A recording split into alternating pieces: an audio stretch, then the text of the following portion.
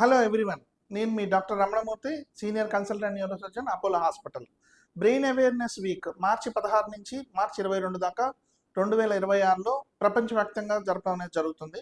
ఇందులో భాగంగా మన భారతదేశంలో healing minds, building resilience, inspiring wellbeing అనే స్లోగన్స్ తోటి ముందుకు వెళ్తున్నాము. Physical, emotional, mental and spiritual wellbeing of brain గురించి మనము ఈ వారమంతా కూడా ప్రజల్లో అవేర్నెస్ తీసుకొస్తుంటాము. హీలింగ్ మైండ్స్ అంటే వాళ్ళల్లో ఉన్న ప్రాబ్లమ్స్ని ఐడెంటిఫై చేయడము, మెంటల్, ఫిజికల్, ఎమోషనల్, పానిక్ ప్రాబ్లమ్స్ని ఐడెంటిఫై చేసి, ఫిజికల్ ట్రామా, హెడ్ ఇంజరీస్ని ఐడెంటిఫై చేసి వాళ్ళని ట్రీట్ చేస్తాము.